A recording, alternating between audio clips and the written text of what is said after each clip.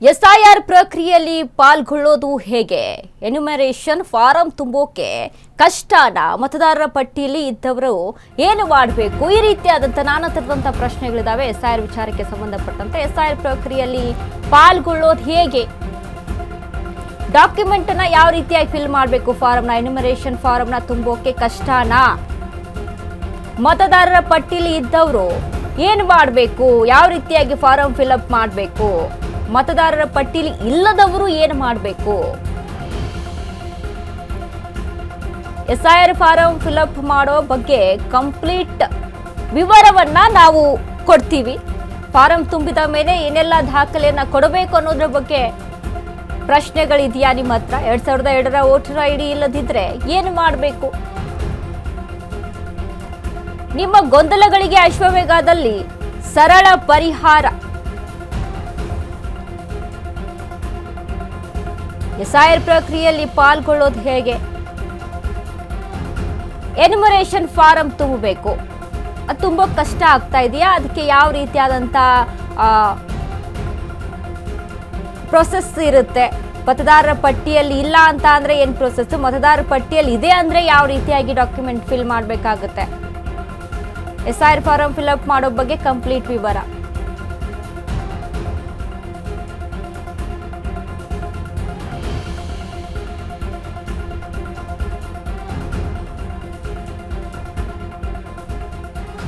SIR ಪ್ರಕ್ರಿಯೆ ಹೆಂಗ್ ಮಾಡಬೇಕು ಅಂತ ನಮ್ಮ ಪ್ರತಿನಿಧಿ ಲಕ್ಷ್ಮೀ ಬಾಗಲಕೋಟೆ ವಿವರಿಸಿದ್ದಾರೆ. ನೋಡ್ಕೊಂಡು ಬರೋಣ ಯಾವ ರೀತಿಯಾಗಿದೆ ಅಂತ. ಆಯೋಗವು ಮತದಾರರ ಪಟ್ಟಿಯನ್ನ ಪರಿಷ್ಕರಿಸುವುದಕ್ಕೆ ಜೊತೆಗೆ ನವೀಕರಿಸುವುದಕ್ಕೆ ಮುಂದಾಗಿ ಇವತ್ತಿಗೆ ಸುಮಾರು 8 ದಿನಗಳ ಕಾಲ ಆಗ್ತಾ ಬಂತು. ಇದನ್ನ ಎಸ್ಐಆರ್ ಅಂತ ಕರೀತಾರೆ. ಎಸ್ಐಆರ್ ಪ್ರಕ್ರಿಯೆ ಶುರುವಾದಾಗಿನಿಂದಲೂ ಸಹ ಸಾಕಷ್ಟು ಜನರಲ್ಲಿ ಗೊಂದಲಗಳು ಆರಂಭವಾಗಿ ನಾವು ಯಾವ ರೀತಿಯಾಗಿ ಮತದಾರರ ಪಟ್ಟಿಯನ್ನ ಫಾರ್ಮ್ನ ಎನ್ಯುಮರೇಷನ್ ಫಾರ್ಮ್ನ ಫಿಲ್ಅಪ್ ಮಾಡಬೇಕು? ನಮ್ಮ ಮನೆಗೆ BLOಗಳು ಬರ್ತಾರಾ ಅಥವಾ ನಮ್ಮದು ಹೊಸದಾಗಿ ನಾವು ಮತದಾರರ ಪಟ್ಟಿಗೆ ನಮ್ಮ ಹೆಸರನ್ನ ಸೇರ್ಪಡೆ ಮಾಡಬೇಕು? ಈ ಎಲ್ಲಾ ಗೊಂದಲಕ್ಕೂ ಸಹ ನಾನು ಮಾಹಿತಿಯನ್ನ ನೀಡ್ತಾ ಹೋಗ್ತೀನಿ. ಮೊದಲನೆಯದಾಗಿ ನೀವಿರುವಂತಹ ಜಾಗಕ್ಕೆ BLOಗಳು ಬಂದು 2 ಫಾರ್ಮ್ ಗಳನ್ನ ತೆಗೆದುಕೊಂಡು ಬಂದಿರ್ತಾರೆ. ಅದಕ್ಕೆ ಬೇಕಾದಂತ ಮಾಹಿತಿಗಳನ್ನ ಫಾರ್ಮ್ ನ ಫಿಲ್ಅಪ್ ಮಾಡಿಕೊಂಡು ಜೊತೆಗೆ ನಿಮಗೊಂದು ಫಾರ್ಮ್ ನ ಕೊಟ್ಟು ಇನ್ನೊಂದು ಫಾರ್ಮ್ ಅನ್ನ ಅವರು ತೆಗೆದುಕೊಂಡು ಹೋಗ್ತಾರೆ. ಇದು BLOಗಳ ಮನೆಗೆ ಬರ್ತಾರೆ.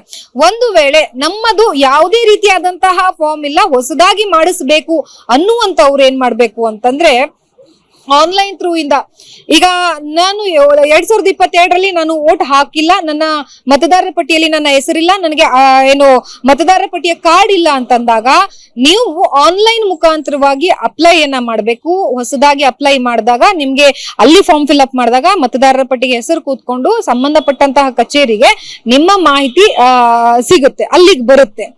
ಇನ್ನೊಂದೇನು ಅಂತಂದ್ರೆ ನನ್ನ 2022ರ ಮತದಾರರ ಪಟ್ಟಿ ನನಗೆ ಇಲ್ಲ, ನನ್ನ ವೋಟರ್ ಐಡಿ ಇಲ್ಲ, ಬಟ್ ನಾನು ಈ ಬಾರಿ ಹೊಸದಾಗಿ ಮಾಡಿಸ್ತಾ ಇದ್ದೀನಿ ಅಂದ್ರೆ ನೀವು ಈಗ ಆಲ್ರೆಡಿ ಅಪ್ಲೈ ಮಾಡಿರ್ತೀರಾ ಆನ್ಲೈನ್ ಥ್ರೂ ಇಂದ, ನಿಮ್ಮ ಹೆಸರು ಸಂಬಂಧಪಟ್ಟಂತ ನಿಮ್ಮ ಕ್ಷೇತ್ರದ ಅಡಿಯಲ್ಲಿ ಬಂದಿದೆ ಅಂತಂದಾಗ ಅದಕ್ಕೆ ಏನೆಲ್ಲ ಫಾರ್ಮ್ ಅಲ್ಲಿ ಏನೆಲ್ಲ ಫಿಲ್ಅಪ್ ಮಾಡ್ಬೇಕು ಅನ್ನುವಂಥದ್ದನ್ನ ನಾನು ಹೇಳ್ತಾ ಹೋಗ್ತೀನಿ. ಜೊತೆಗೆ ಈ ರೀತಿಯಾದಂತಹ ಎನ್ಯುಮರೇಷನ್ ಫಾರ್ಮ್ ಇರುತ್ತೆ, ಇದನ್ನ ನೀವು ಫಿಲ್ಅಪ್ ಮಾಡ್ತಾ ಹೋಗ್ಬೇಕಾಗತ್ತೆ. ಇದು BLOಗಳೇ ತಗೊಂಡು ನಿಮ್ಮ ಮನೆಗೆ ಬಂದಿರ್ತಾರೆ, ಅಲ್ಲಿಗೆ ನೀವು ಹೋಗ್ಬೇಕಾಗಿರುವಂತದ್ದಲ್ಲ. BLOಗಳು ನಿಮ್ಮ ಮನೆಗೆ ಭೇಟಿ ನೀಡಿ ಈ ಫಾರ್ಮ್ ಅನ್ನ ಫಿಲ್ಅಪ್ ಮಾಡೋದಕ್ಕೆ ಮುಂದಾಗ್ತಾರೆ. ಎಸ್, ಇದು ಯಾವ ರೀತಿಯಾಗಿ ಫಾರ್ಮ್ ನ ಫಿಲ್ಅಪ್ ಮಾಡ್ಬೇಕು ಅನ್ನುವಂತ ಮಾಹಿತಿಯನ್ನ ನಾನು ನಿಮ್ಗೆ ತೋರಿಸ್ತಾ ಹೋಗ್ತೀನಿ. ಇದನ್ನ ಗಮನಿಸ್ತಾ ಇರ್ಬೋದು. ಈ ರೀತಿಯಾಗಿ ಒಂದು ಫಾರ್ಮ್ ಇರುತ್ತೆ, 1 ಭಾಗ 2 ಭಾಗ. ಇದನ್ನ ಖಾಲಿ ಫಾರ್ಮ್ ಅಂತ ತಿಳಿದುಕೊಳ್ಳಿ. ಯಾಕೆ ಅಂತಂದ್ರೆ ಇಲ್ಲಿ ಆಲ್ರೆಡಿ ಇದನ್ನ ಫಿಲ್ಅಪ್ ಮಾಡಿರುವಂತಹದ್ದು.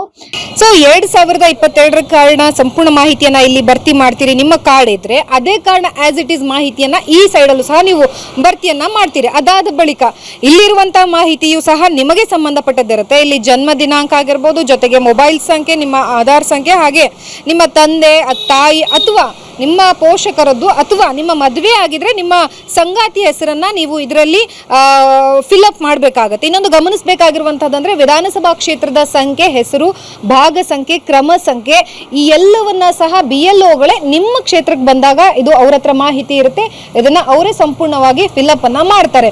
ಹಾಗಾದ್ರೆ ಈ ಎನ್ಯುಮರೇಷನ್ ಫಾರ್ಮ್ ಅಲ್ಲಿ ಏನೆಲ್ಲ ಇದೆ ಅನ್ನುವಂಥದ್ದನ್ನ ನಾವು ನೋಡ್ತಾ ಹೋದಾಗ ಮತದಾರರ ಹೆಸರಿದೆ, ಮತದಾರರ ಭಾವಚಿತ್ರ ಗುರುತಿನ ಚೀಟಿಯನ್ನ ನೀವು ಒಂದನ್ನ ಕೊಡಬೇಕು, ಕೊಡಬೇಕಾಗತ್ತೆ.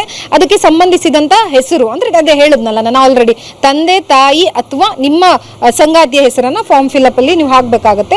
ಸಂಬಂಧಪಟ್ಟಂತ ಇನ್ನೊಬ್ಬರದ್ದು ವೋಟರ್ ಐ ಡಿ ಇದ್ರೆ ಅದನ್ನು ಹಾಕಬೇಕಾಗತ್ತೆ. ನೀವು ಇರುವಂತಹ ಜಿಲ್ಲೆ ಯಾವುದು, ನಿಮ್ಮ ರಾಜ್ಯ ಯಾವುದು, ಮತ್ತೆ ವಿಧಾನಸಭಾ ಕ್ಷೇತ್ರದ ಹೆಸರು ಯಾವುದು ಅನ್ನುವಂಥದ್ದನ್ನ ಸಹ ನೀವು ಮೆನ್ಷನ್ ಮಾಡಬೇಕಾಗತ್ತೆ. ಅದರ ಜೊತೆಗೆ ಜನ್ಮ ದಿನಾಂಕ, ಆಧಾರ್ ಸಂಖ್ಯೆ, ಮೊಬೈಲ್ ಸಂಖ್ಯೆ, ತಂದೆ ಪೋಷಕರ ಹೆಸರು, ತಾಯಿಯ ಹೆಸರು, ಜೊತೆಗೆ ತಾಯಿಯ ಮತದಾರರ ಭಾವಚಿತ್ರ, ಗುರುತಿನ ಚೀಟಿಯನ್ನ ಕೊಡಬೇಕಾಗುತ್ತೆ. ಯಾವ ಕಾರಣಕ್ಕೆ ಅಂತಂದ್ರೆ ನಾನೀಗ ಆಲ್ರೆಡಿ ನಿಮಗೆ ಹೇಳಿದೆ, ನಮ್ಮ ಹತ್ರ ನಾನು ಹೊಸದಾಗಿ ಮಾಡಿಸ್ತಾ ಇದ್ದೀನಿ ಅಂದಾಗ ಮಾತ್ರ ನೀವು ತಂದೆ ತಾಯಿಯ ಅಥವಾ ಸಂಬಂಧಪಟ್ಟವರ ಒಂದು ಐ ಡಿ ಕಾರ್ಡನ್ನು ಕೊಡಬೇಕಾಗುತ್ತೆ. ಅದರಲ್ಲಿರುವಂಥ ಮಾಹಿತಿಯನ್ನು ನೀವು ಇದರಲ್ಲಿ ಫಿಲ್ಅಪ್ ಮಾಡಬೇಕಾಗುತ್ತೆ. ಜೊತೆಗೆ ಇಲ್ಲಿ ನೀವು ನಿಮ್ಮ ಸಹಿಯನ್ನು ಬಿಟ್ಟರೆ ಬೇರೆ ಯಾವುದೇ ರೀತಿಯಾದಂಥ ಮಾಹಿತಿಗಳು ನಿಮಗೆ ಬೇಕಾಗೋದಿಲ್ಲ. ಸೊ ಇದಿಷ್ಟು ಸದ್ಯಕ್ಕೆ ಇರಬೇಕಾಗಿರೋದು. ಇದ್ರ ಜೊತೆಗೆ ಒಂದು ಫೋಟೋವನ್ನು ಸಹ ನೀವು ಕೊಡಬೇಕಾಗುತ್ತೆ. ಇಲ್ಲಿ ಏನು ಫೋಟೋ ಅಂಟಿಸಿದಾರಲ್ಲ, ಈ ಸದ್ಯಕ್ಕಿನ ಭಾವಚಿತ್ರವನ್ನು ನೀವು ಅವ್ರಿಗೆ ಕೊಡಬೇಕಾಗುತ್ತೆ. ಅಂದರೆ 2 ಫೋಟೋವನ್ನು ಕೊಡಬೇಕಾಗುತ್ತೆ. ಒಂದು ಫೋಟೋ ಈ ಫಾರ್ಮ್ಗೆ ಹಾಕ್ತಾರೆ, ಇನ್ನೊಂದು ಫೋಟೋ 2 ಫಾರ್ಮ್ ಫಿಲ್ಅಪ್ ಮಾಡಿರ್ತಾರೆ ಆ್ಯಸ್ ಇಟ್ ಈಸು. ಆ ಫೋಟೋವನ್ನು ಸಹ ಇದರಲ್ಲಿ ಮೆನ್ಷನ್ ಮಾಡಿ ಇದಕ್ಕೆ ಅಂಟಿಸಿ ಆ ಫಾರ್ಮ್ ಅಂದರೆ ಒಂದು ಫಾರ್ಮ್ ನಿಮಗೆ ಕೊಡ್ತಾರೆ, ಇನ್ನೊಂದು ಫಾರ್ಮನ್ನು ಅವರೇ ತೆಗೆದುಕೊಳ್ತಾರೆ. ಸೊ ಈ ರೀತಿಯಾಗಿ ಇವ್ರು ಇನ್ನೂ ಫಾರ್ಮ್ಗೆ ಫೋಟೋವನ್ನು ಅಂಟಿಸಿಲ್ಲ. ಸೊ ಒಟ್ಟಾರೆಯಾಗಿ 2 ಫಾರ್ಮನ್ನು ಫಿಲ್ಅಪ್ ಮಾಡಬೇಕಾಗತ್ತೆ. ಅಕಸ್ಮಾತ್ ನಮ್ಗೆ ಗೊತ್ತಾಗಿಲ್ಲ ಅಂದರೆ BLOಗಳು ಮಾಹಿತಿಯನ್ನು ನೀಡ್ತಾರೆ ನಿಮಗೆ ಸಂಪೂರ್ಣವಾಗಿ. ಇದು ಸದ್ಯಕ್ಕೆ ನಮಗೆ ಏನು BLOಗಳು ಮಾಡಬೇಕಾಗಿರುವಂಥ ಕೆಲಸ ಮನೆಗೆ ಭೇಟಿ ನೀಡಿ ಮಾಡ್ತಾ ಇದ್ದಾರೆ. ಸೊ ಇನ್ನೊಂದು ಪ್ರಶ್ನೆ ನಿಮಗೆ ಉಂಟಾಗಬಹುದು, ಅಕಸ್ಮಾತ್ ನಾವು ಮನೇಲಿ ಇರೋದಿಲ್ಲ, ಮನೇಲಿ ಇಲ್ಲದೆ ಇರುವಂಥ ಸಂದರ್ಭದಲ್ಲಿ BLOಗಳು ಬಂದರೆ ಹೇಗೆ ಗೊತ್ತಾಗುತ್ತೆ ಅಂತ. ಖಂಡಿತವಾಗಿಯೂ ಗೊತ್ತಾಗುತ್ತೆ. ನೀವು ಮನೆಯಲ್ಲಿ ಇಲ್ಲದೆ ಇರುವಂಥ ಸಂದರ್ಭದಲ್ಲಿ BLOಗಳು ಬಂದರೆ ನಿಮ್ಮ ಮನೆಯ ಮುಂದೆ ರೆಡ್ ಕಲರ್ ಏನೋ ಒಂದು ಸ್ಟಿಕ್ಕರನ್ನು ಅಂಟಿಸಿ ಹೋಗ್ತಾರೆ. ಅಂದರೆ ನಾವು ಭೇಟಿ ಕೊಟ್ಟಿದ್ದೀವಿ ಅನ್ನುವಂಥ ಮಾಹಿತಿಯನ್ನು ಅವ್ರು ನಿಮ್ಗೆ ಕೊಡ್ತಾರೆ. ಅದಾದ ಬಳಿಕ ನೀವು ನಿಮ್ಮ ಕ್ಷೇತ್ರಕ್ಕೆ ಸಂಬಂಧಪಟ್ಟಂಥ ಏನು BAE ಇರ್ತಾರೋ ಅವ್ರನ್ನ ಕಾಂಟ್ಯಾಕ್ಟ್ ಮಾಡಿಕೊಂಡು ಮಾಹಿತಿಯನ್ನು ಪಡ್ಕೊಂಡು ನೀವು ಭೇಟಿ ಮಾಡಬೇಕಾಗತ್ತೆ. ಸೊ ಒಟ್ಟಾರೆಯಾಗಿ ಈಗ ಹೊಸದಾಗಿ ಮಾಡಿಸ್ತಿದ್ದೀನಿ ಅನ್ನುವಂಥವರು ಆನ್ಲೈನ್ ಥ್ರೂಯಿಂದ ನೀವು ಅಪ್ಲಿಕೇಶನ್ ಹಾಕಬೇಕಾಗುತ್ತೆ.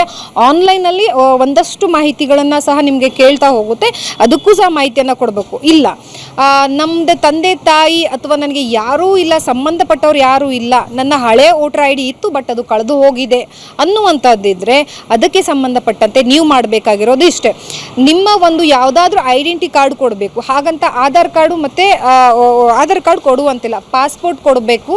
ಅದರ ಜೊತೆಗೆ ನಿಮ್ಮ ಹತ್ರ ಏನೂ ಡೀಟೇಲ್ಸ್ ಇಲ್ಲ ಅಂತಂದಾಗೆ SSLC ಅಥವಾ PUCದು ಮಾಸ್ ಕಾರ್ಡನ್ನು ಕೊಡಬೇಕಾಗತ್ತೆ. ಈ 2 ಇದ್ರೂ ಸಾಕು, ನಿಮ್ಮ ವೋಟರ್ ಐ ಡಿ ಹೊಸದಾಗಿ ಏನು ಪರಿಷ್ಕರಣೆ ಮಾಡ್ತಾ ಇದ್ದಾರೆ ಆ ಕಾರ್ಯಕ್ಕೆ ಪ್ರಕ್ರಿಯೆಗೆ ಸುಲಭ ಆಗುತ್ತೆ. ಸೊ ಹಾಗಾಗಿ 2 ಫೋಟೋ, 2 ಪಾಸ್ಪೋರ್ಟ್ ಸೈಜ್ ಫೋಟೋ, ಒಂದು ಪಾಸ್ಪೋರ್ಟು ಅಥವಾ SSLC PUC ಮಾಸ್ ಕಾರ್ಡನ್ನು ಕೊಟ್ಟು ಹೊಸದಾಗಿ ಮಾಡಿಸಬೇಕಾಗುತ್ತೆ. ಇದಿಷ್ಟು ಮಾಹಿತಿ, ಇದಷ್ಟು ದಾಖಲೆಗಳು ಇರಲೇಬೇಕು. ಕ್ಯಾಮ್ರಾ ಪರ್ಸನ್ ನಿಶಾಂತ್ ಜೊತೆ ಲಕ್ಷ್ಮೀ ಬಾಗಲಕೋಟಿ, ಅಶ್ವಗ ನ್ಯೂಸ್, ಬೆಂಗಳೂರು.